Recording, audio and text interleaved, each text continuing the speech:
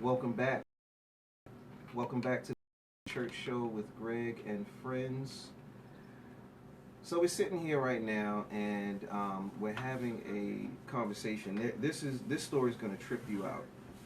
I guarantee you that. Well, if first of all, let me say, if you're drinking something, put it down and empty your mouth, because I don't want you to spit your drink on anybody. So this is what we got for you guys. There is a preacher from South Africa, a South African preacher, who's currently being mocked right now online for charges that he went to heaven, and not only went to heaven, but took some pictures. And he is now selling the pictures that he took from heaven. So I can't pronounce his name, but I do want you to enjoy this story that I'm that I'm tripping off of. His first name, this was in BBC. So BBC, which is over in Europe, it's like the English British Broadcasting. So his name is Tommy, Thami. It looks like Thimkhulu, which is Mthimkhulu. So this gentleman says that he, went on to heaven, and then after going to heaven, he took pictures, and when he came back, he's selling these pictures for donations. So he's selling them for about 240 to 340 pounds each. I don't know what the conversion is, so if one of you guys want to get the conversion, but it's 240 to 340 pounds that he's selling these for. So, how can you be serious about that? I mean, I did it with a straight face. Right. I did the best that I could just now to make sure that I did not spit out my drink that I was drinking. But what in the world? $318 US. So if you want to get a picture of heaven, it'll cost you about $318. So come on, guys. What? Can I jump in here? Get in there. Get in there. Get in there, man. Get in there. When you tagged us in this story, I just, for like 3 minutes, I just could not stop laughing. No, stop laughing. This is crazy. My thing is this. If none of us can take anything with us when we die, right? Where in the world did he get this camera? Dude, this is the best camera ever. He got the full stairway to heaven. Right. I don't know which brand this is, but they need to hook up with this pastor and let him know straight out. Go ahead, Kodak. Call him. Right. Go to whoever else. Canon. Like, you can't take anything with you, but you can take this camera. I need to see these. Now, can he give a preview of the pictures is my question. I need to see these. It's some out there. I wasn't joking about the stairway. He has a stairway to heaven. Look. Yeah, see? Sade, put it up. If you go, wait, why is he standing in rainbows? Right. Where's the rainbow? It's a picture of this cat with like the rainbow colors in front of him with his hand up. And then there's a stairway made of clouds. He's giving the Ike Turner 5. Okay, right. That looked like a Halloween. Dude, got 2 kids. He's standing in the clouds. Yes. Any believer that wants to laugh, please do. Please, we are genuinely saying, and God bless my brother, because I don't know if he's the biggest hustler in the world. He is. Or if he's the most delusioned person that was ever born. Because how? Exclusive. He got if you want to know what heaven looks like, you need to holler at this Holler guy at my man Tommy. Because it's Tommy. He got exclusive. It's where did this camp? Okay, so you went into, you had an out of body, and people do, like, I've read books and I've read stories that I believe that people do have, and we talked about this. Sure. Have an out of body experience. I'm not saying that he didn't. And so that happens, and I truly believe that. I truly believe that There are some people who God may choose to show heaven, and that's fine, and that's right.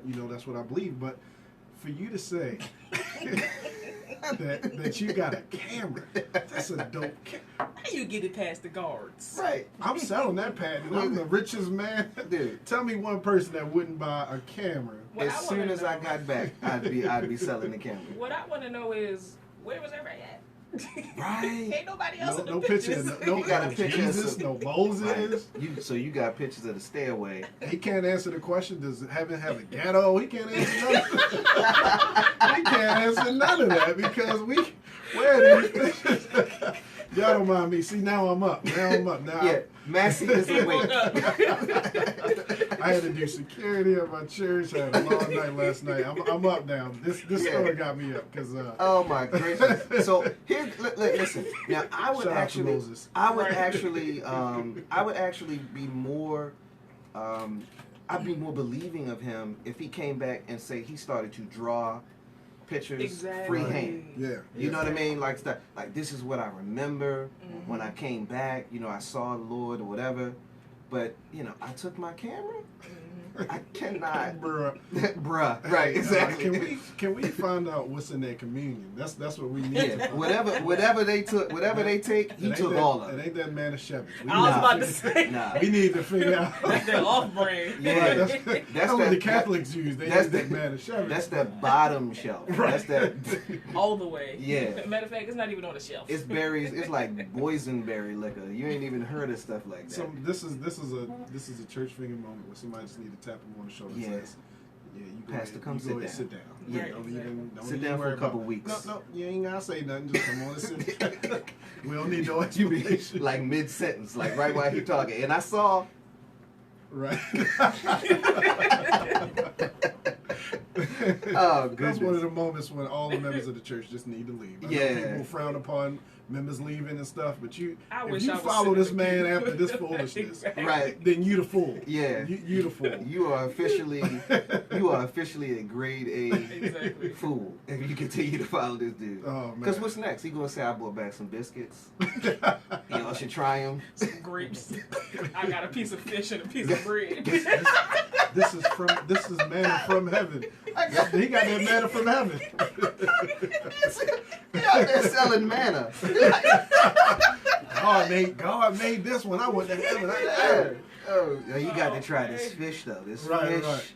This This is can't- y'all think y'all This have- ain't Hey, hip-hop yo, fish. this ain't hip hop. This is. hip hop catfish. I had one of the 5 loaves and one of the. Right. This real fish right here, player.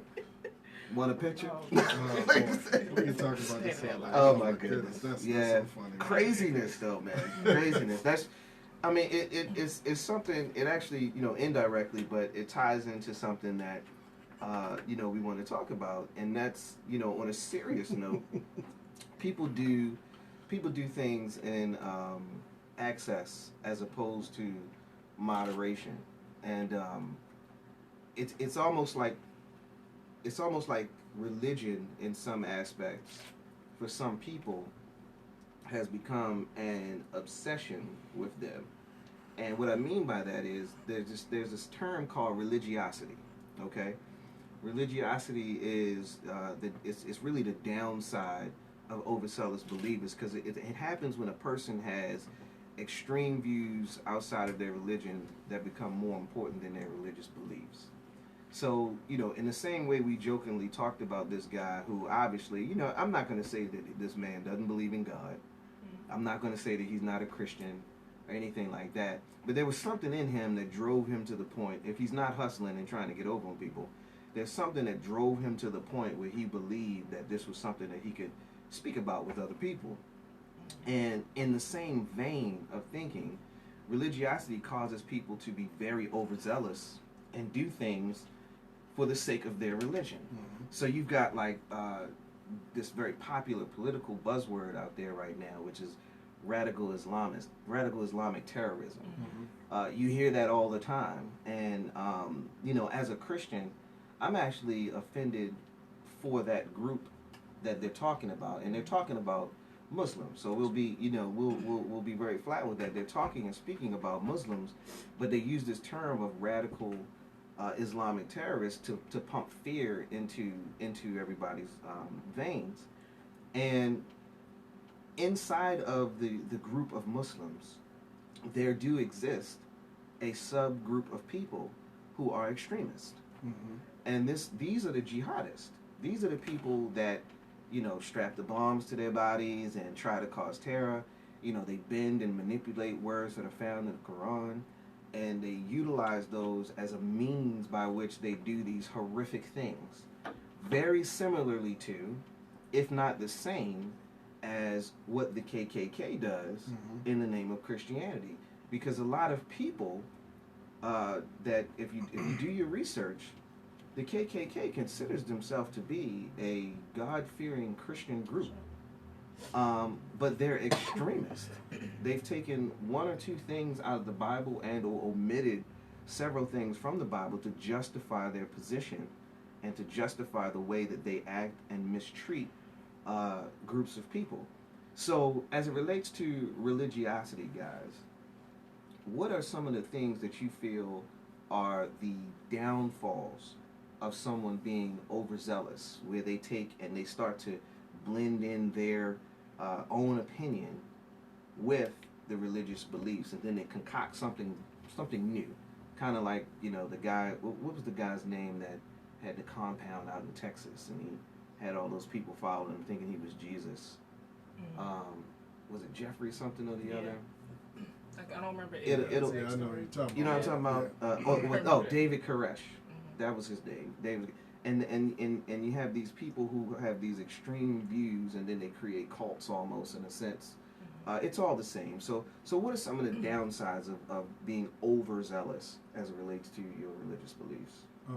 I would say, just not as far as Christianity, just not painting that good picture. I mean, we get a bad enough rap as it is, and then when when you're a black Christian, it's like you have other people that are looking for religion or don't claim religion or Right. don't claim a group, and they're like, well, how can you guys support the same group as the KKK? I've heard people say that. They've said that Sure. to me.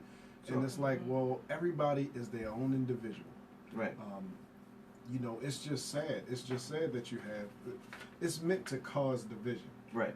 Because now every Muslim is a terrorist. Which is so far from the truth. Exactly. And it's really wrong Right. that people are doing that. Right. And every Christian is so judgmental. Like, I don't judge anybody. I got my own stuff going on. Sure. Everybody has faults. Everybody has falls. Everybody goes through something. We all make mistakes. We're going to make them to the day that we die. But I'm not that judgmental Christian like, oh, you're all going to hell. Like, Right. And there's people like that. And that turns people off. I mean, I'm mature enough in my walk now to understand that, I can't make people be a Christian. All I can do is show them my life, Right. show them, through the things that I've done, the mistakes that I've made, that God can continue to bless me, but just show them God's love. Right. If, I will show the same love to a gay person as someone who beats their wife, as someone who cheats on their taxes, because we all saying that's the same thing, but it turns people off when you're trying to spread a good message, or when you're trying to be a good husband, or you're trying to be a good friend, that, oh, this is what I think of Christians, because there's so many judgmental Christians, Right. there's so many, and same for the Muslims. There's some people that are out there peaceful. Real quick, Yeah. I went into hip hop, and I heard they were playing a prayer. It was like a Muslim prayer, they do the prayers. Yeah. And I was like, 5 man, times a day. yeah, I was like, man, that's very peaceful. So the guy said, well, aren't you Christian? Aren't you supposed to hate me? I said, man, I don't hate you. I don't even know you. Right, what am I hate you for? What am I hate you for? There's no premise for hate. Exactly. I'm coming in to get some food. I said, man, listen, I'm not that type of Christian. I'm not Right. that type of person. I don't even know why he assumed I was Christian. I could have been. Well, it's a Buddhist. legitimate reason for Right, that. right. I mean, there are people Right. people out there that mistreat people. So. Right. Yeah. And I understood it, but that's sad that the first thing he think of is that I'm a Muslim, he's a Christian, we should be enemies. No, Right. we should be friends. I have friends that are Muslims, and we respect each other, and we talk Correct. and we trip and we share information, and You know, so it just paints a bad picture. It really does. I think So what do you think? The religiosity part of it and that whole mentality of hate, I think it's kind of like racism. It's taught. I don't think any actual religion, whether it be Christian, Buddha, Muslim, anything, I don't think any of that teaches you to hate people, to want to kill people, and murder people. Right. I think all of that is taught from an outside thing, which is, man. It's separatism. Yeah, Yep. it's completely different. So, but the way the world is set up, stuff like that is always going to happen. Where a Muslim say to a Christian, "Aren't you supposed to hate me?" Or a Christian say to a Muslim, "Don't you hate us?" Yeah. So that type of thing. I think is all man-made and it's very misunderstood. And at the end of the day, if you take away the media part of it and the history part of it, it might be a little bit better in the world as far as how people view each other and interact with each other. So. And I always look at them, just to close this out, I always look at them as opportunities to introduce somebody to Christ in a peaceful way. Yeah.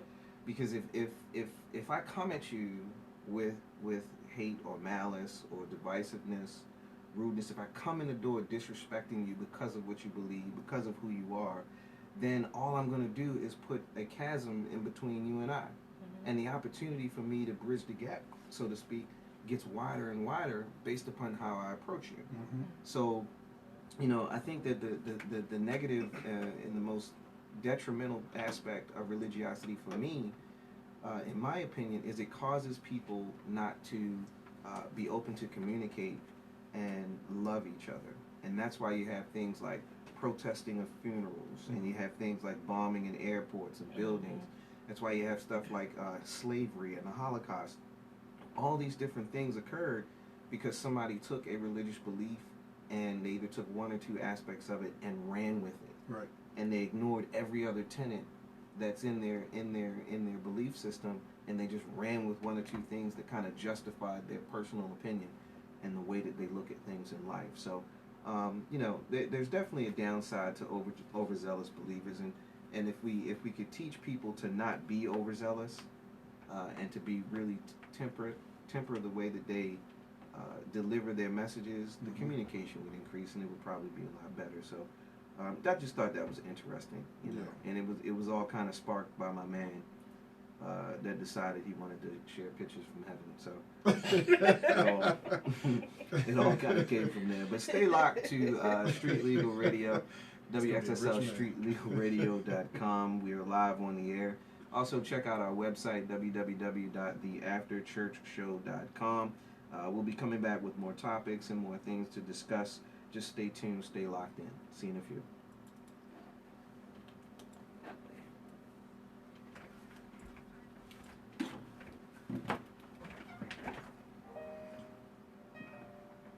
I'll be back. Be back in a few. Stay with us.